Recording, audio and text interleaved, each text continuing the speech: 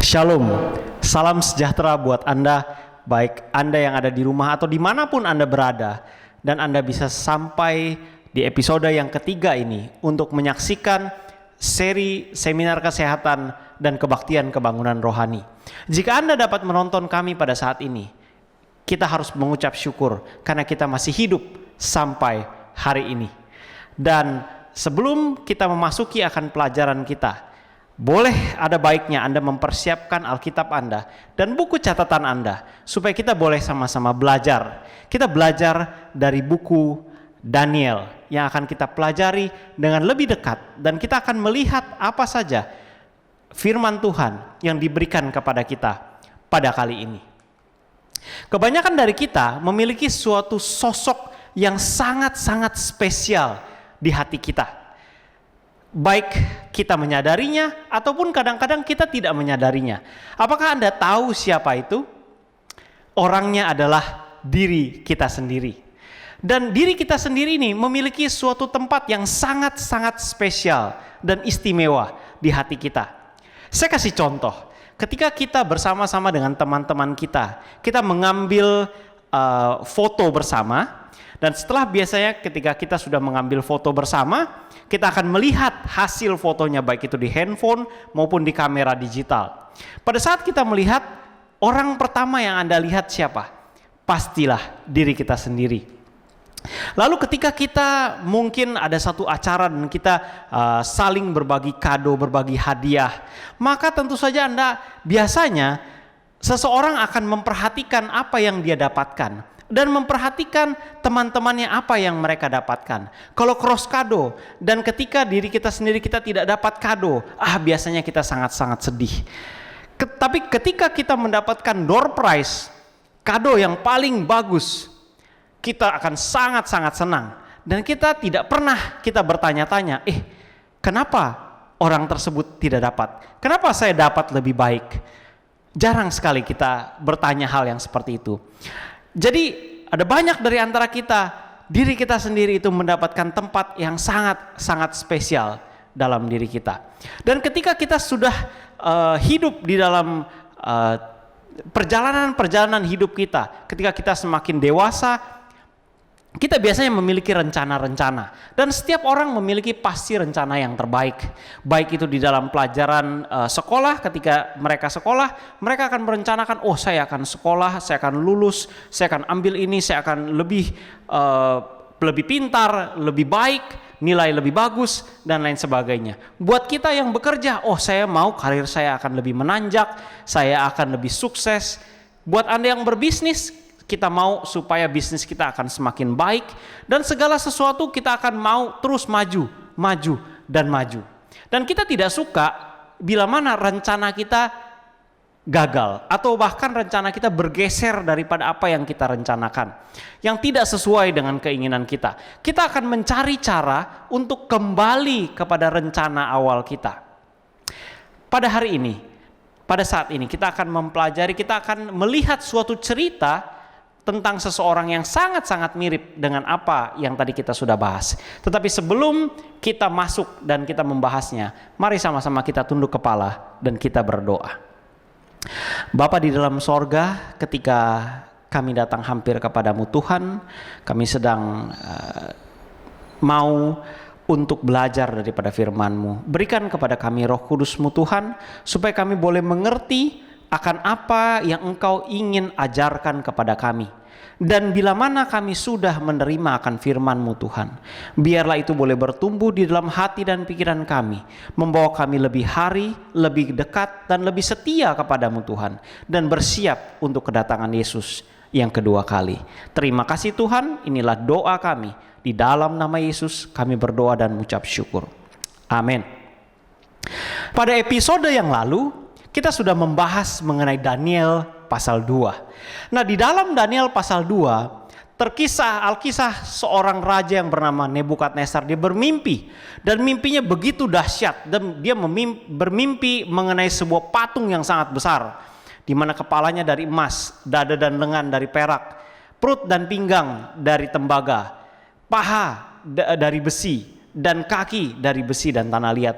Dan kita sudah lihat ceritanya mengenai dia lupa akan mimpinya dan dia tidak tahu apa arti mimpinya sampai pada akhirnya Daniel datang dan menjelaskan apa mimpinya. Daniel mengatakan bahwa walaupun kerajaan Nebukadnezar, kerajaan Babylon adalah kerajaan yang terbesar pada saat itu dan itu dilambangkan dari kepala dari emas, tetapi kerajaan itu tidak akan bertahan lama.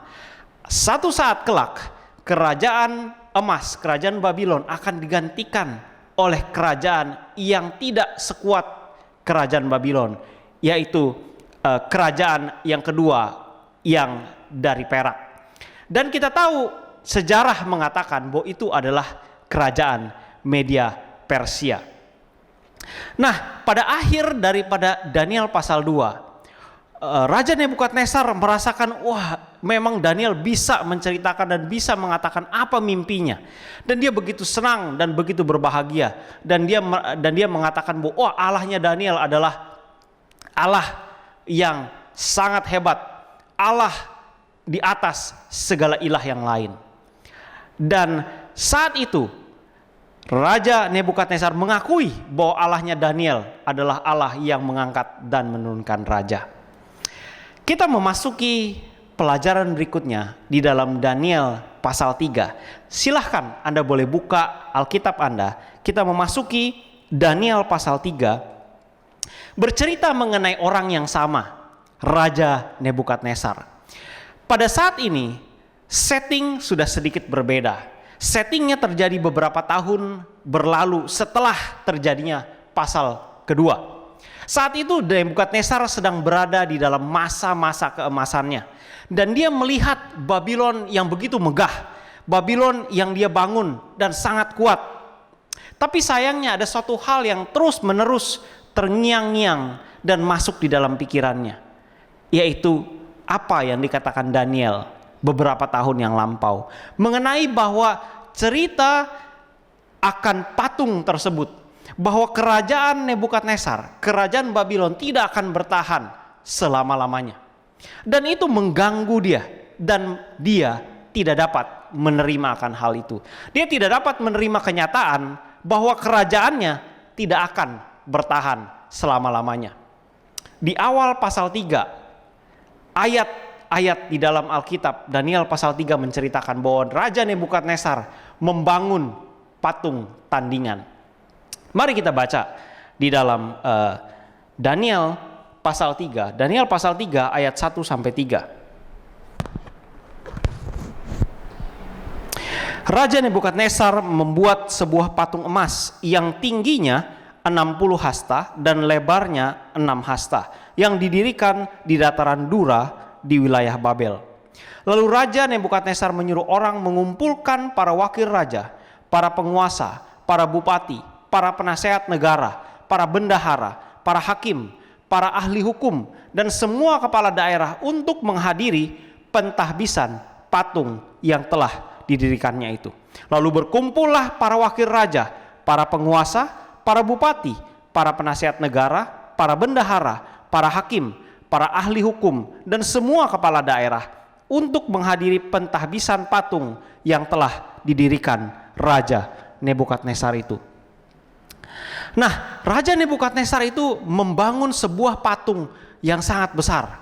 Dan patung ini bukan seperti patung yang dia mimpikan di dalam Daniel pasal 2. Kalau Daniel pasal 2, patung tersebut emasnya hanya ada di kepala yang melambangkan akan kerajaan Babylon. Tetapi apa yang dia buat adalah patung emas dari ujung kepala sampai ujung kaki.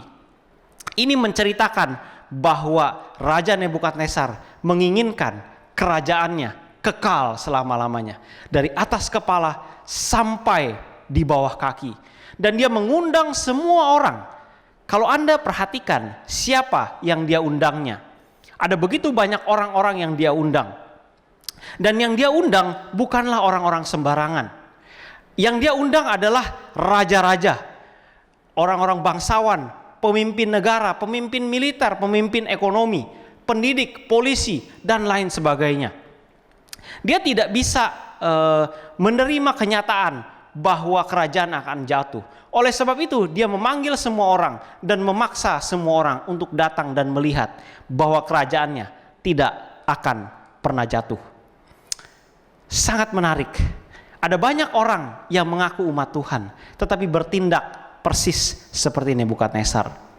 Ada seorang ibu yang waktu kecil dia bercita-cita menjadi sesuatu, menjadi seseorang, tetapi sayangnya cita-citanya tidak tercapai. Karena cita-citanya tidak tercapai, dia memaksa anak-anaknya untuk mencapai cita-citanya. Dia memberikan anak-anaknya les ini, les itu, kursus ini, kursus itu, supaya anaknya dapat mencapai cita-cita yang dia inginkannya. Ada seorang pria yang meninggalkan imannya karena imannya tidak cocok dengan rencananya.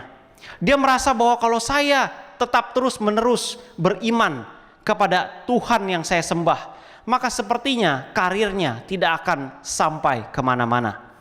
Dia tidak bisa menerima akan rencana Tuhan, bahwa dia harus menurut kepada Tuhan, dan itu menurutnya mengganggu akan rencananya.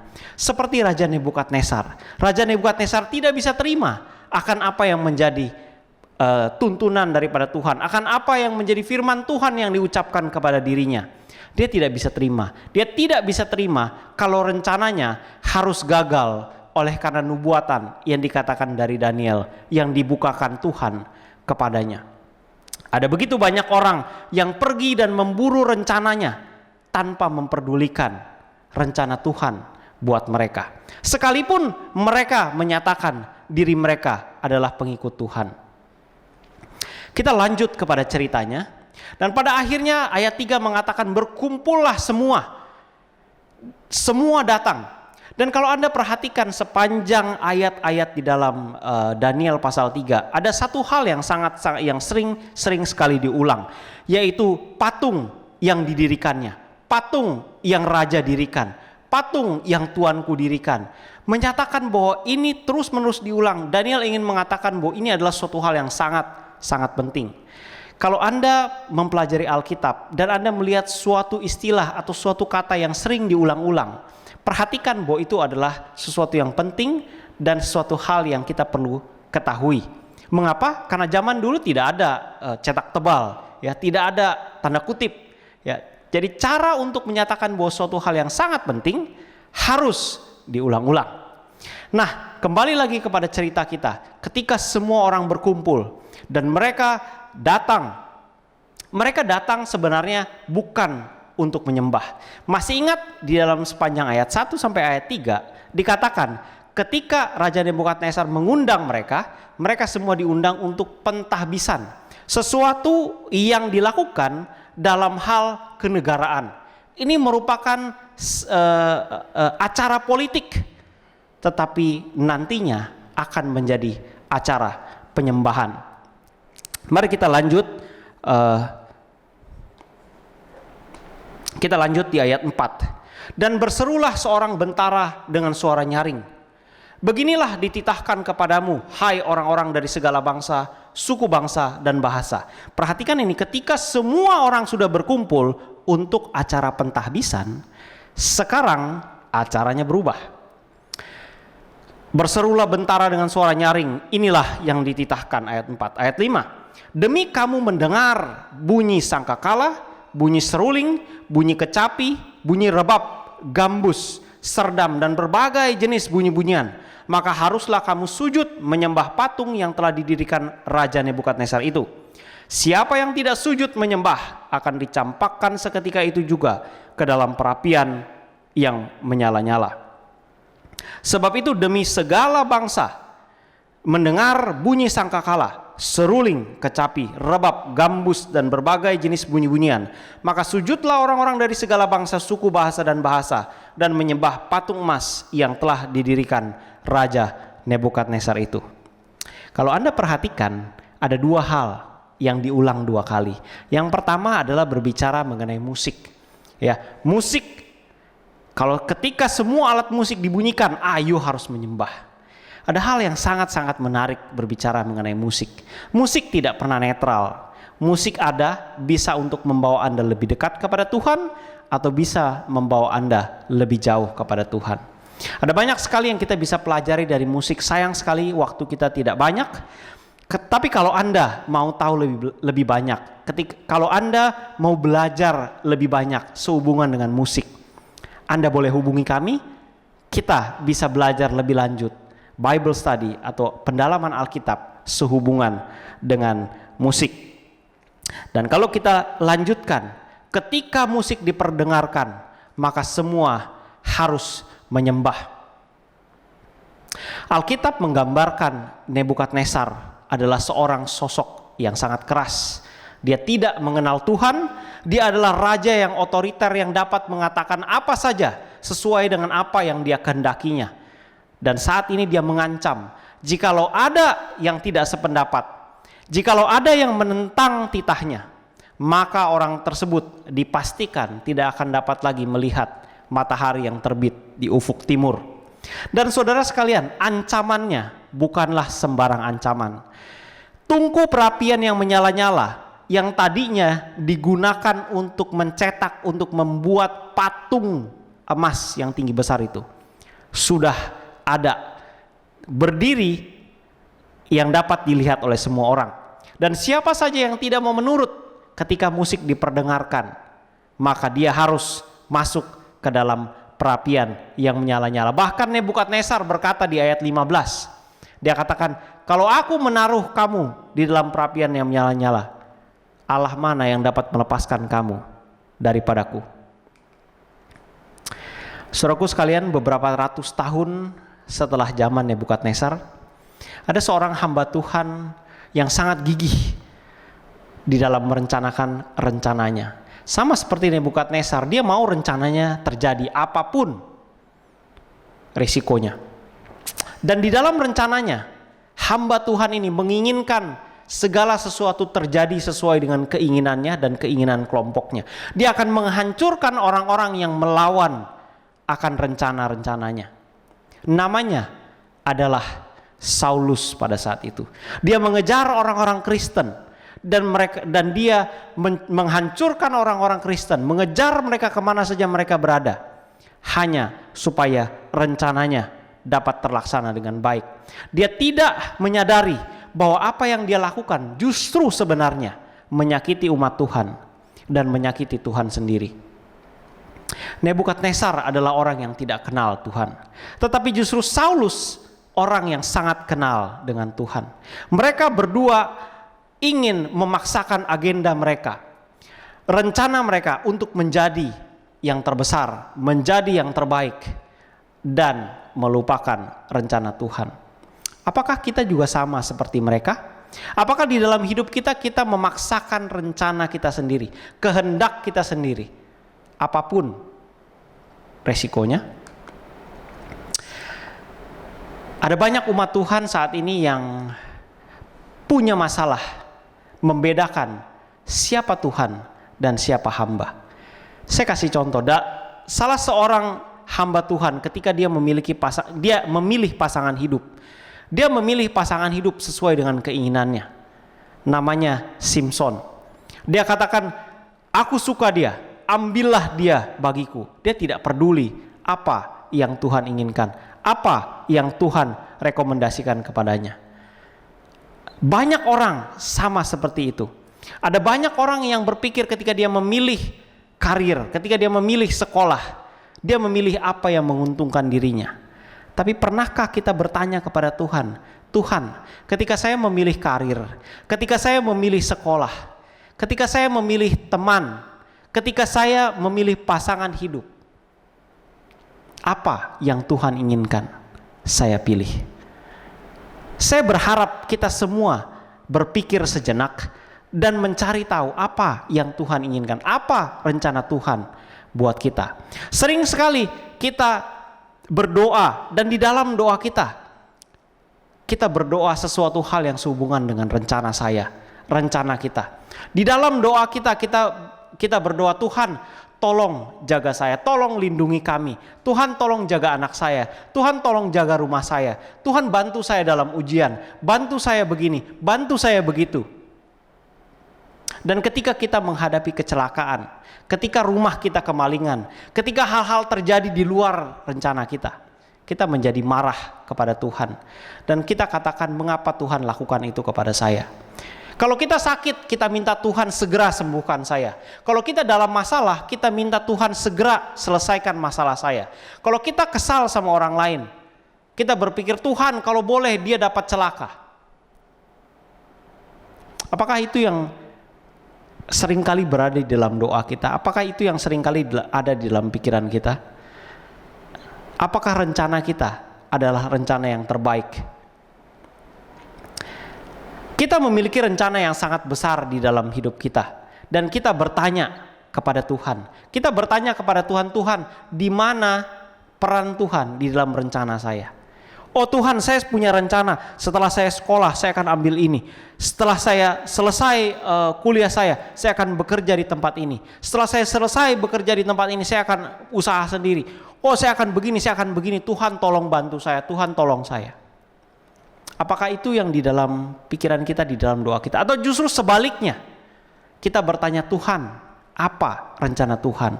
Apa yang menjadi peran saya di dalam rencana besar Tuhan sehubungan keselamatan manusia? Bahwa Tuhan kita memiliki suatu rencana yang sangat besar yang bertujuan untuk menyelamatkan umat manusia.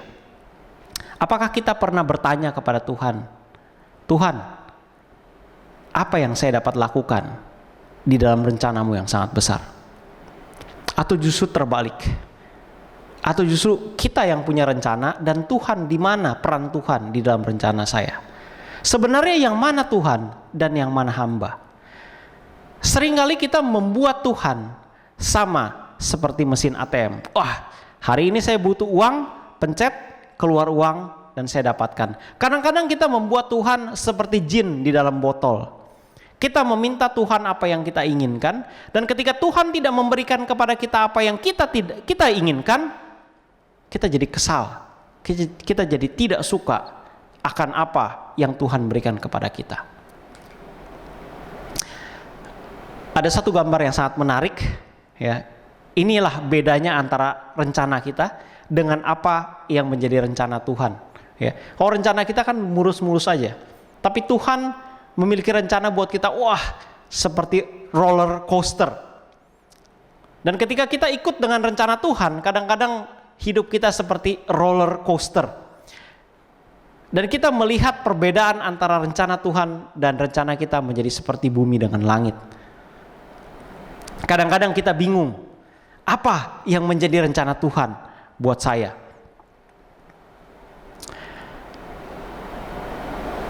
Kita akan lihat bagaimana kehidupan orang yang rencananya bergantung kepada Tuhan.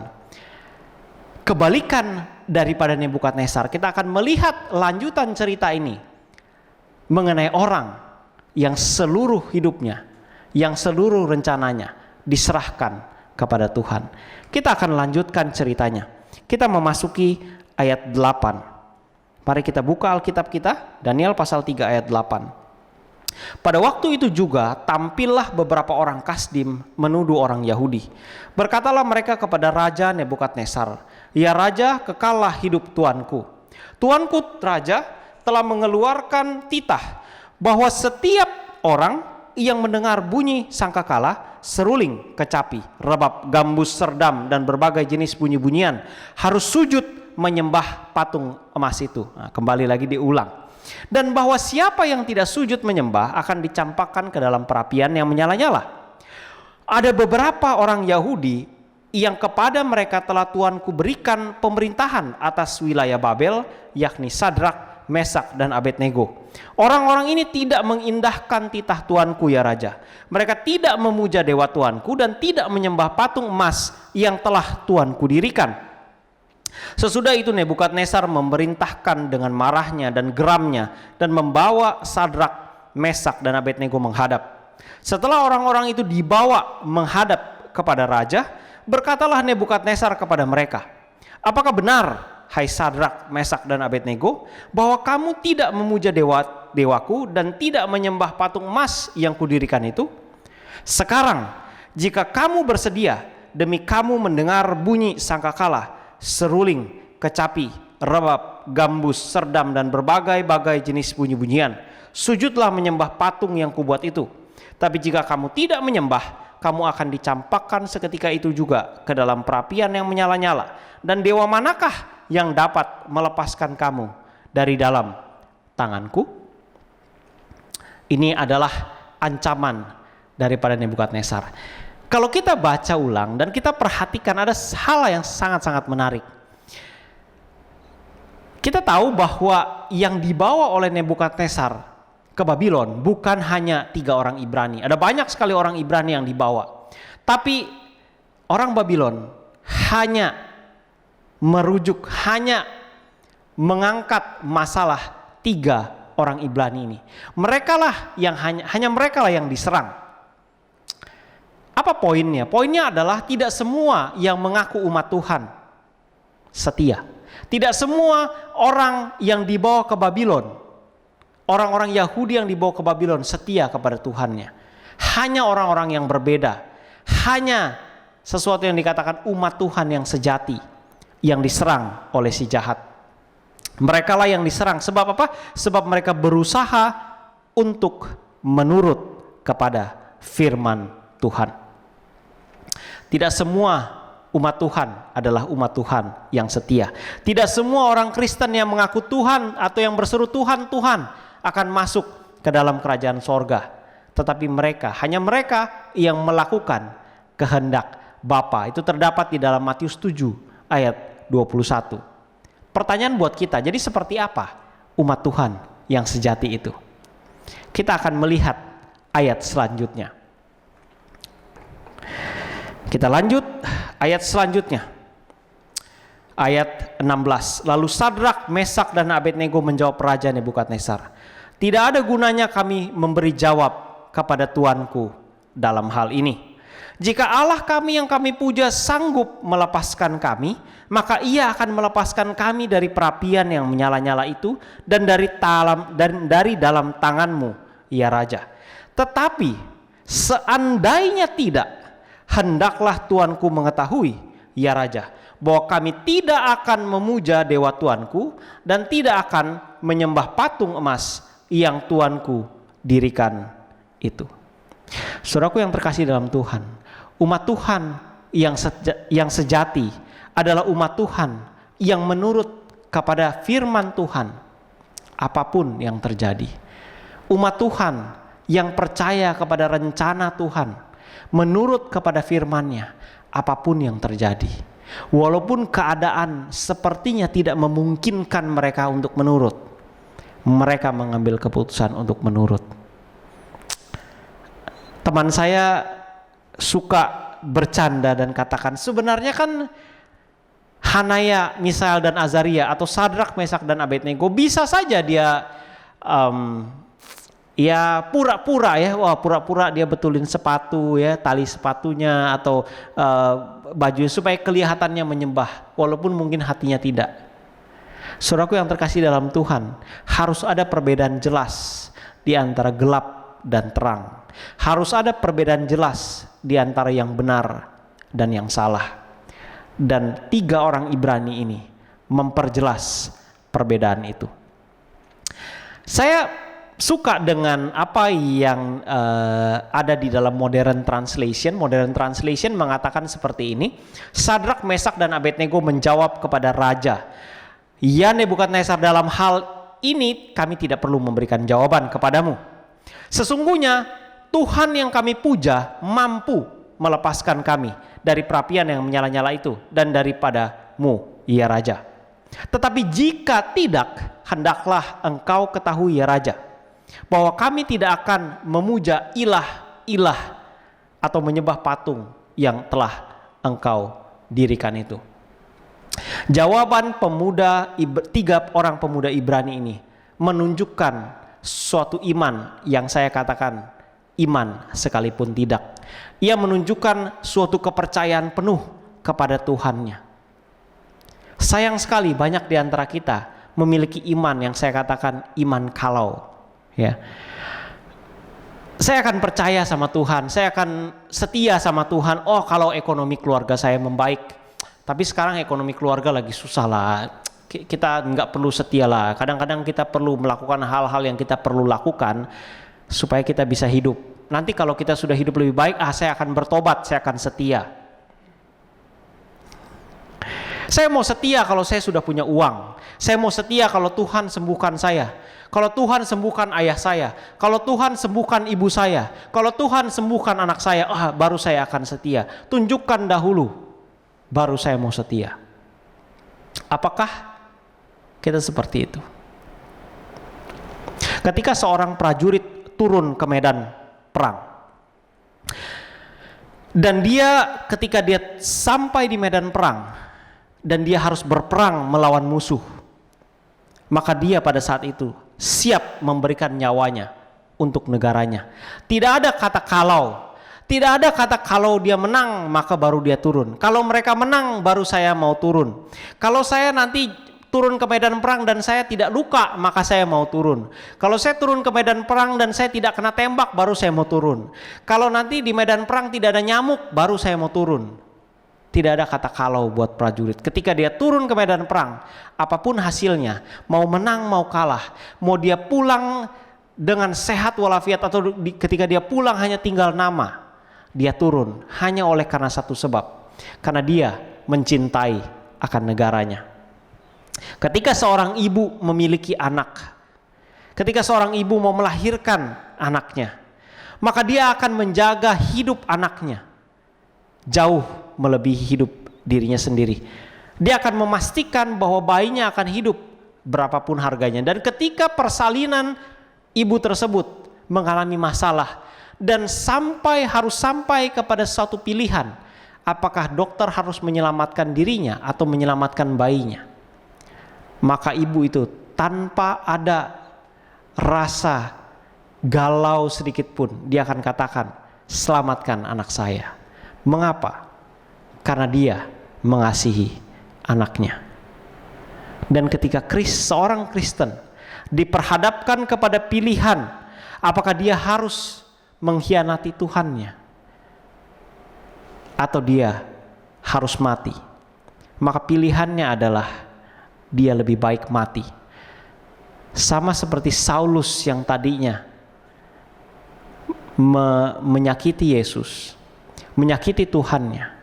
Di akhir-akhir daripada hidupnya dia katakan, sebab hidup bagiku adalah Kristus dan mati adalah keuntungan. Dia lebih baik pergi mengabarkan akan kebenaran apapun resikonya, walaupun dia harus berada di dalam kapal karam, walaupun dia harus hampir tenggelam, walaupun dia harus didera, diludahi, dimaki, dia mengabarkan itu oleh karena satu hal, karena dia mengasihi akan Tuhannya. Bagaimana kita bisa memunculkan iman sebesar Sadrak, Mesak, dan Abednego? Bagaimana kita bisa memiliki cinta yang sedemikian besar sehingga kita bisa berdiri di atas kebenaran walaupun langit runtuh? Ada satu lagu anak-anak yang sering sekali saya dengar dan mungkin Anda pernah dengar. Oh, how I love Jesus. Oh, how I love Jesus. Oh, how I love Jesus, because He first loved me. Mengapa kita mengasihi Tuhan? Karena Tuhan terlebih dahulu mengasihi kita. Saya mau membawa Anda pergi kepada seseorang dari Galilea sekitar 2000 tahun lebih yang lalu. Dari surga yang sangat sempurna ia datang, sekalipun ia harus lahir di tempat makan hewan, di tempat yang sangat sederhana, dia datang. Dari hidup kekal ia datang, sekalipun ia harus menjadi manusia yang tidak kekal. Ia menyembuhkan 10 orang kusta, sekalipun hanya 1 yang kembali. Ia mencuci kaki murid-muridnya, sekalipun salah satu dari antara mereka mengkhianatinya. Ia berdoa untuk misi penyelamatan, untuk keselamatan seluruh dunia, sekalipun bahkan sahabat-sahabatnya sendiri tertidur dan tidak sanggup berjaga dan tidak ada yang menemaninya. Ia mau datang ke kayu salib sekalipun ia dihina. Ia mau datang ke kayu salib sekalipun ia ditelanjangi. Sekalipun ia kehilangan segala-galanya. Bahkan sekalipun pengorbanannya di atas kayu salib ditolak oleh orang yang ingin dia selamatkan. Hanya oleh karena satu hal. Karena dia mengasihi saudara dan saya. Karena dia mati-matian sayang kepada kita. Dan rasa cintanya, rasa sayangnya kepada Anda dan saya jauh naik melebihi kematian. Saudaraku yang terkasih dalam Tuhan, kalau Anda memiliki 2 mobil misalnya, anggaplah Anda memiliki 2 mobil dan Anda memiliki yang satu mobil mewah, misalnya mobil BMW, dan yang satu mobil yang lebih sederhana, misalnya mobil Avanza misalnya. Dan ketika ada sahabat Anda mau datang kepada Anda dan meminjam sama Anda, pinjam mobil. Dan Anda oleh karena Anda, ya ini teman Anda, sahabat baik Anda mau meminjamkan dia mobil. Kira-kira kalau Anda pinjamkan dia mobil yang mana yang Anda pinjamkan? Avanza atau BMW? Saya yakin kita semua akan katakan yang kita pinjamkan adalah mobil Avanza. Kenapa? Karena nilainya lebih rendah dibandingkan mobil BMW. Kalau Allah di sorga, ketika dia harus memilih apakah Anda dan saya yang harus selamat, ataukah Yesus yang tidak perlu datang.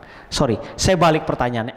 Kalau Tuhan, kalau Allah boleh memilih, apakah dia harus kehilangan akan anaknya yang tunggal, atau kehilangan saudara dan saya?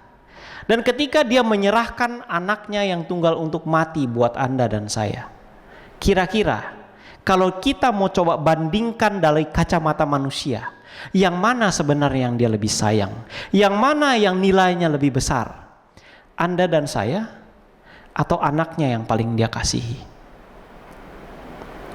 Saya pikir Anda tahu apa jawabannya. Yeremia 31 ayat 3 mengatakan, saya suka sekali, sayang sekali terjemahan bahasa Indonesia kurang pas kelihatannya.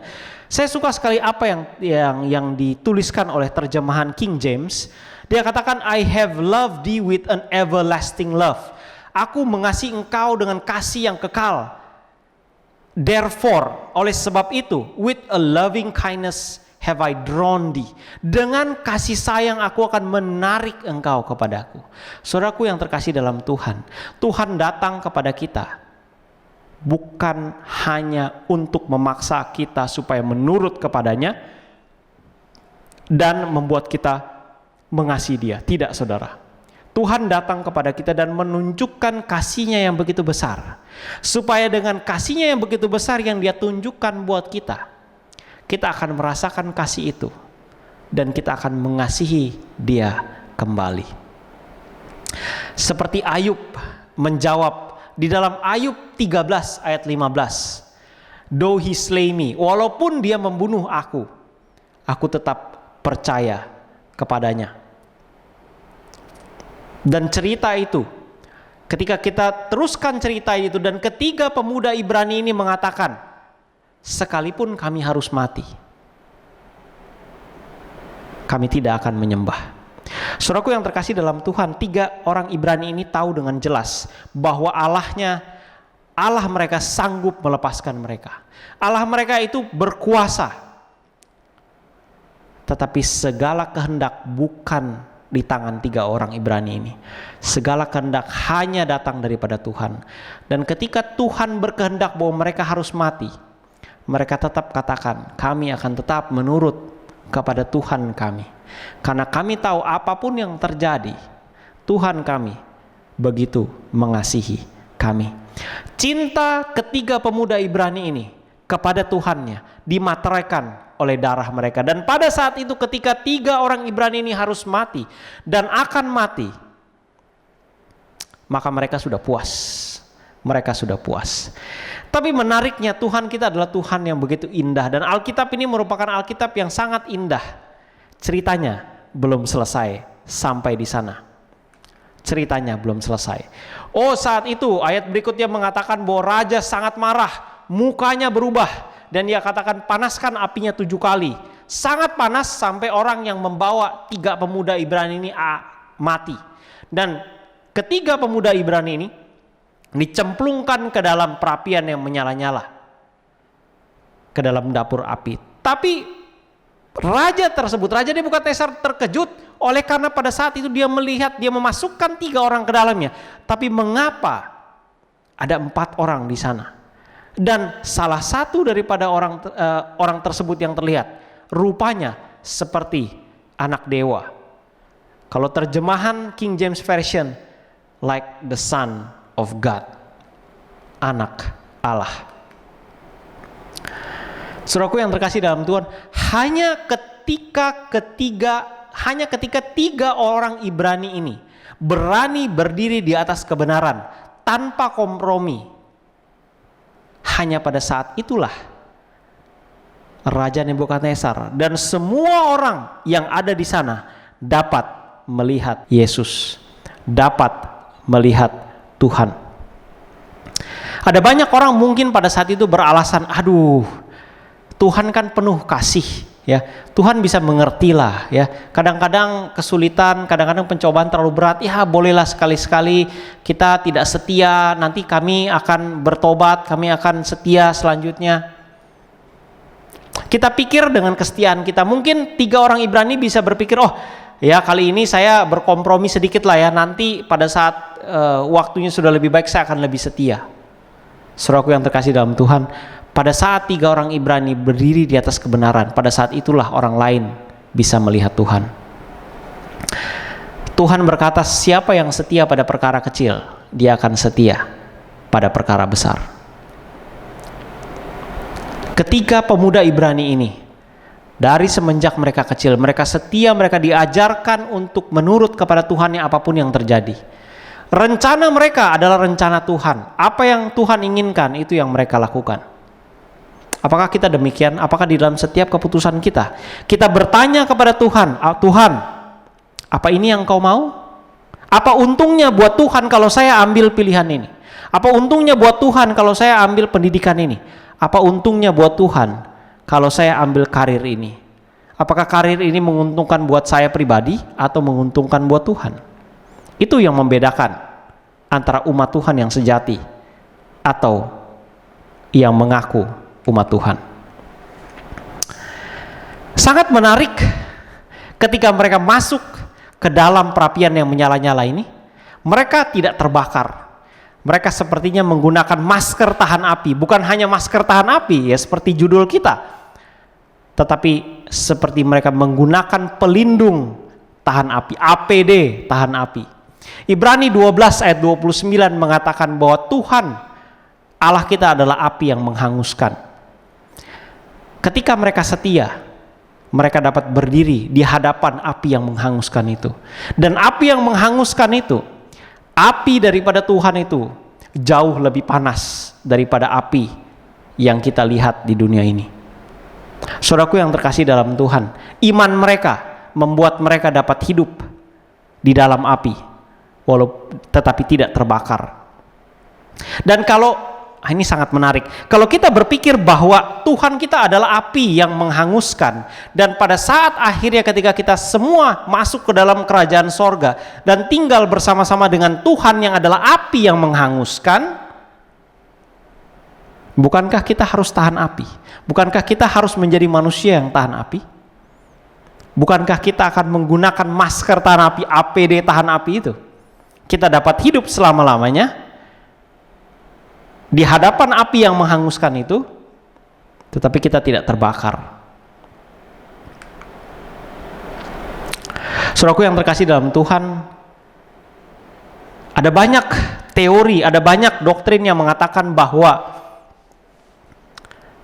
neraka itu adalah api yang membakar manusia selama-lamanya. Itu tidak benar, saudara. Itu tidak benar. Sebab jika manusia dibakar di neraka selama-lamanya, maka ia harus hidup selama-lamanya. Maka ia harus hidup kekal dan bisa dibakar selama-lamanya. Tidak ada orang yang hidup kekal di neraka. Karena neraka itu akan selesai pada saat orang tersebut habis dibakar. Kalau Anda mau belajar lebih lanjut sehubungan dengan itu, Anda boleh hubungi kami dan kita belajar sama-sama sehubungan dengan apa kebenaran-kebenaran Alkitab berbicara mengenai neraka. Jadi kembali, ketika kita tinggal bersama-sama dengan api yang menghanguskan itu dan tidak terbakar, justru orang benarlah yang akan dibakar selama-lamanya di sorga, tetapi tidak terbakar. Mereka hidup kekal di sorga, hidup bersama dengan api yang menghanguskan itu, tetapi tidak terbakar. Saudaraku yang terkasih dalam Tuhan, apakah ini keinginan kita? Apakah kita mau memiliki suatu iman yang kuat, iman yang berdiri di atas kebenaran, walaupun apapun yang terjadi? Iman yang besar oleh karena kita mengasihi Dia. Tetapi sebelum itu, kita harus betul-betul menyadari betapa Tuhan mengasihi kita. Dan ketika kita mau berkata kepada Tuhan, Tuhan, saya mau melihat akan kasih Tuhan itu. Tunjukkan kepada saya betapa Engkau Tuhan mengasihi saya. Kalau Anda mau berdoa demikian, saya undang Anda untuk tunduk kepala dan kita berdoa. Bapa di sorga, bantu kami untuk memiliki waktu berhubungan dengan Tuhan, belajar akan firman-Mu dari Alkitab Tuhan. Dan kami boleh merasakan akan kasih Tuhan. Sehingga Tuhan, kami boleh dipersiapkan untuk suatu saat ketika pencobaan-pencobaan itu datang. Dan kami boleh berdiri di atas kebenaran. Sehingga akan lebih banyak lagi orang melihat kebenaran-kebenaran Tuhan, dan lebih banyak orang lagi melihat dan dibawa kepada Yesus. Terima kasih Tuhan, Tuhan sudah sertai kami saat ini, karena kami berdoa di dalam nama Yesus yang adalah Tuhan dan Juru Selamat kami.